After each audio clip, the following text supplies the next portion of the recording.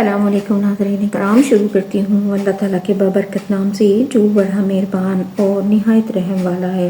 ایک بار مولانا روم کی شریک حیات نے اپنی ملازمہ کو سخت سزا دی۔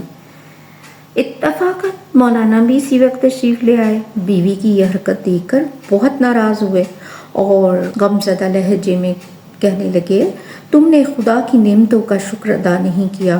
یہ اسی کی ذات پاک ہے جو غلاموں کو آقا اور آقاؤں کو غلام بنا دیتی ہے۔ ایک لمحے کے لیے تصور کرو، جب تم کنیز ہوتی اور یہ عورت مالکہ کی حیثیت رکھتی، پھر تمہارا کیا حال ہوتا؟ مولانا کی یہ اثر انگیز باتیں سن کر شریک حیات نے اسی وقت ملازمہ کو آزاد کر دیا اور پھر جب تک وہ زندہ رہیں خادماؤں کو اپنے جیسا کھلاتی اور پہناتی، یہاں تک کہ ہر معاملے میں محبت سے پیش آتی۔ مولانا نہ صرف انسانوں سے ہی مخصوص محبت رکھتے تھے بلکہ آپ اس بارش کی طرح تھے جو سبزہ و گل کے ساتھ پتھر کی چٹانوں پر بھی برستی ہے۔ ایک بار مولانا اپنے مریدوں کے ہمراہ ایک تنگ گلی سے گزر رہے تھے۔ اتفاق سے ایک کتا اس طرح سو رہا تھا کہ راستہ بند ہو گیا۔ مولانا چلتے چلتے رک گئے۔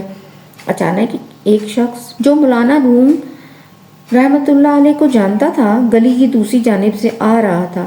اس نے مولانا کو کھڑا دیکھ کر کتے کو پتھر مارا۔ وہ چیختا ہوا بھاگ گیا۔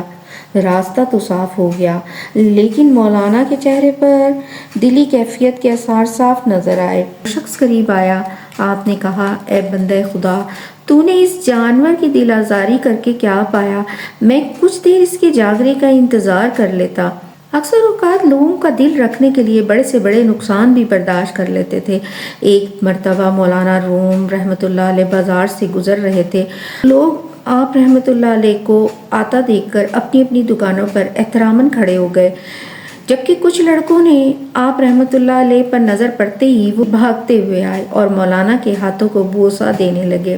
مولانا بچوں کو خوش کرنے کے لیے جواباً ان کے ہاتھ بھی چوم لیتے۔ ایک لڑکا کسی کام میں مشغول تھا۔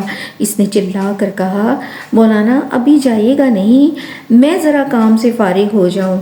مولانا نے اس کی آواز سنی اور مسکرانے لگے۔ پھر آپ بہت دیر تک اس لڑکے کے انتظار میں کھڑے رہے۔ جب وہ اپنے کام سے فارغ ہو کر آیا تو اس نے مولانا رحمت اللہ علیہ کے ہاتھوں کو بوسہ دیا۔ تب آپ تشریف لے گئے۔ ایک بار مولانا جلال الدین رومی رحمت اللہ علیہ اپنے خلیفہ حسام الدین چلپی کے مکان پر تشریف لے گئے۔ رات بہت گزر چکی تھی۔ مولانا جب وہاں پہنچے تو حسام الدین چلپی کے گھر کے تمام دروازے بند ہو چکے تھے۔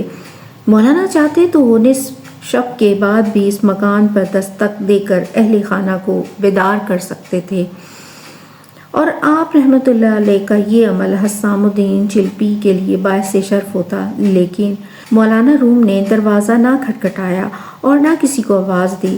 رات بھر کھلے آسمان کے نیچے کھڑے رہے۔ برف گر گر کر سر پر جمتی رہی۔ صبح جب حسام الدین چلپی کے ایک خادم نے دروازہ کھولا اور مولانا کو اس حالت میں کھڑے دیکھا تو اس کے ہوش اڑ گئے۔ وہ بدحواسی کے عالم میں مکان کے اندر گیا اور حسام الدین کو خبر دی۔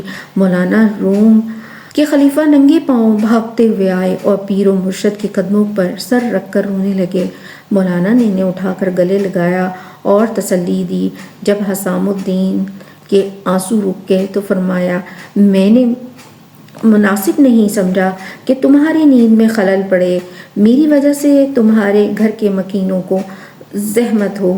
یہ واقعہ اس قدر اثر انگیز تھا کہ حسام الدین چلپی آخری سانس تک اس رات کو فراموش نہ کر سکے اور اپنے مریدوں کو درس دیتے ہوئے فرمایا کرتے تھے، پیر و مرشد کا یہ عمل اس لیے تھا کہ ہم درویشی کا مفہوم سمجھ سکیں اور اپنی آنکھوں سے خدمت خلق کی زندہ تصویر دیکھ سکیں۔